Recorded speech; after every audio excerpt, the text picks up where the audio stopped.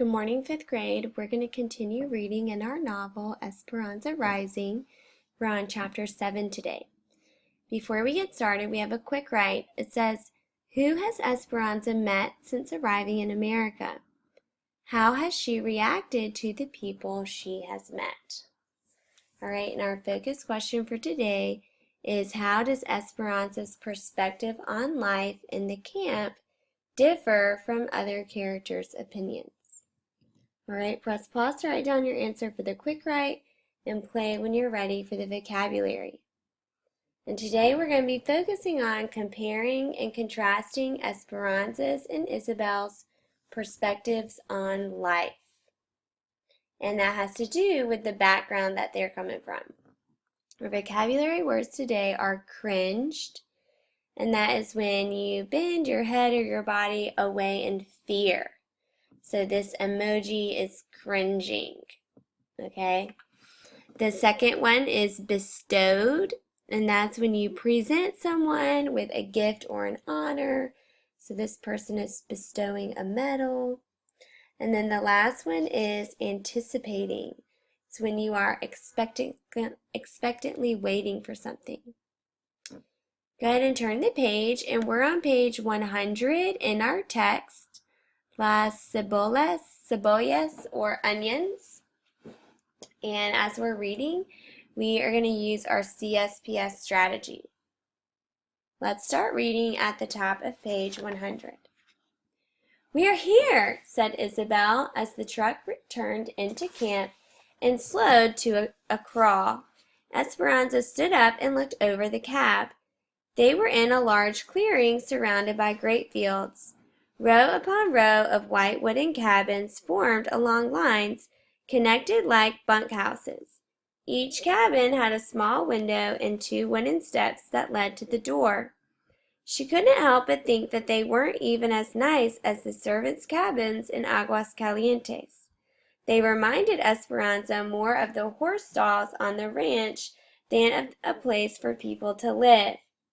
A big mountain loomed in the east, framing one side of the valley. Marta jumped out and ran toward some girls standing together near the cabins.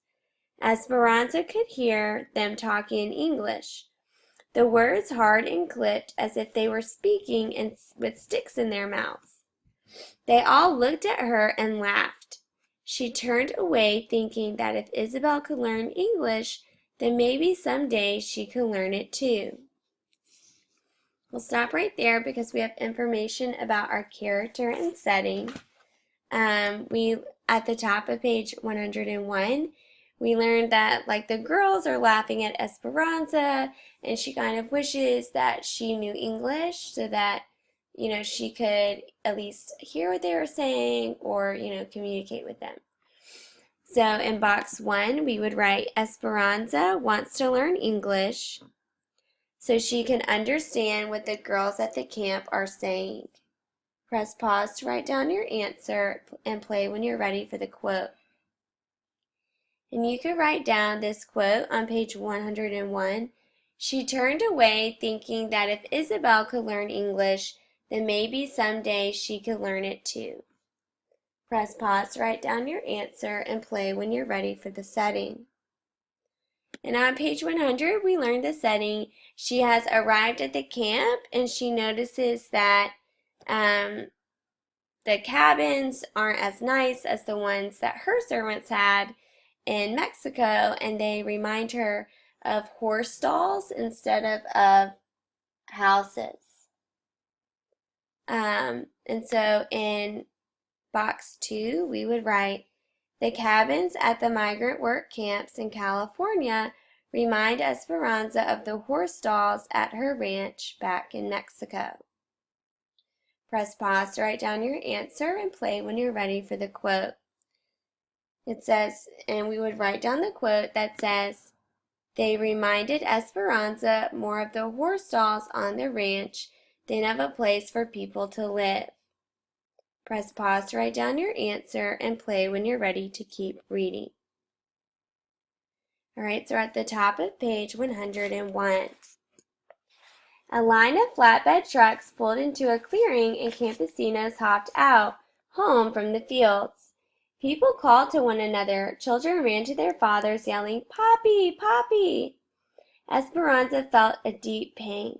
She watched and wondered how she would fit into this world. Isabel pointed to a wooden building off the side. "That's where they have all the toilets." Esperanza cringed as she tried to imagine having no privacy. "We are lucky," said Isabella solemnly. "In some camps, we have to go in ditches." Esperanza looked down at her, swallowed, and nodded, suddenly thankful for something. A foreman came over and shook hands with Juan and Alfonso and pointed to the cabin in front of the truck. The women got out, took the babies, and helped Miguel with the bags. Mama and Esperanza walked into the cabin. Turn the page. It had two small rooms. One half of the front room was the kitchen with a stove, sink, and counter, and a table and chairs. A pile of wood waited near the stove. Across the room was a mattress on the floor.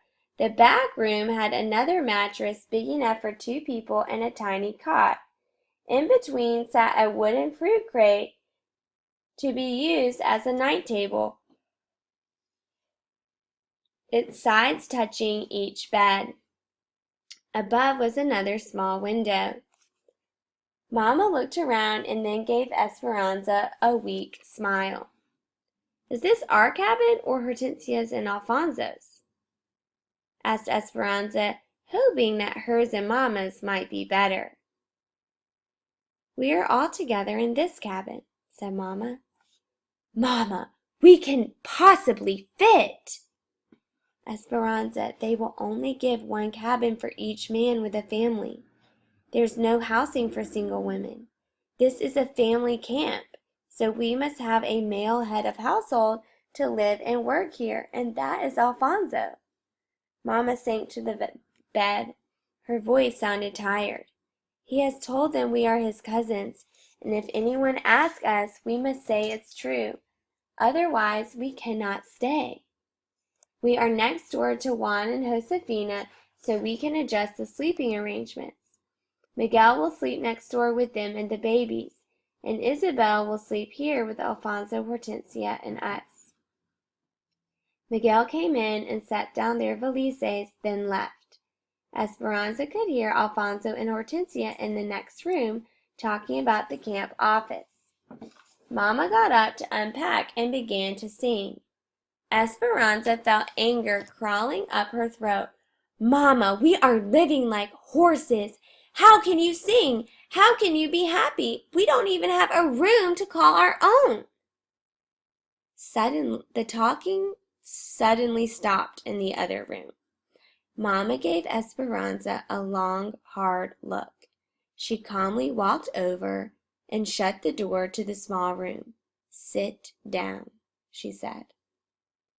Esperanza sat on the tiny cot, its springs screeching. We'll stop right there because we have the problem. Esperanza gets mad at her mother for singing while she unpacks because Esperanza does not approve of these living conditions. And she's very upset with where she has to live right now. So in box 3, we would write, "Esperanza does not approve of their living conditions at the migrant camp in California." Press pause to write down your answer and play when you're ready for the quote. It says, "Esperanza felt anger crawling up her throat. Mama, we are living like horses." Press pause to write down the quote and play when you're ready to keep reading. Right, so Mama sits Esperanza down to have yet another talk about why they're here. Mama sat on the bed opposite of her, their knees almost touching. "Esperanza, if we had stayed in Mexico and I had married Tio Luis, we would have had one choice, to be apart and miserable. Here we have two choices, to be together and miserable, or to be together and happy. Mija, we have each other and Abuelita will come. How would she want you to behave? I choose to be happy, so which will you choose? She knew what Mama wanted her to say. Happy, she said quietly. Do you know how lucky we are, Esperanza? Many people come to this valley and wait months for a job. Juan went to a lot of trouble to make sure we had this cabin waiting for us when we got here. Please be grateful for the favors bestowed upon us. Mama bent over and kissed her, then left the room. Esperanza lay down on the cot. A few minutes later, Isabel came in and sat on the bed. Will you tell me what it's like to be so very rich? She looked at Isabel, her eyes anticipating some wonderful story. Esperanza was quiet for a moment, clinging to one possible thought. Then she said, I am still rich, Isabel. We will only be here until Abuelita is well enough to travel. Then she will come with her money and we will buy a big house. A house that Papa would have been proud for us to live in. Maybe we will buy 2 houses so Hortensia and Alfonso and Miguel can live in one and work for us again. And you can come visit us, Isabel. You see, this is only temporary. We will not be here for long. De veras? Asked Isabel. Yes, it is true, said Esperanza, staring at the ceiling that someone had covered with newspaper and cardboard. My papa would never have wanted us to live in a place like this. She closed her eyes and heard Isabel tiptoe out of the room and shut the door. The weariness of the day of travel flooded over her, and her mind wandered from people peeing in ditches to Marta's rudeness to the horse stalls at the El Rancho de las Rosas. How could she be happy or grateful when she had never been more miserable in her life? All right, we'll stop right there because although Esperanza is still very upset with her living conditions, she does consider what her mom has to say about choosing to be together and happy. And in box 4, we would write, Esperanza's mother explains that they should be thankful that they are together even if they don't have all the things they used to have. Press pause to write down your answer and play when you're ready for the quote.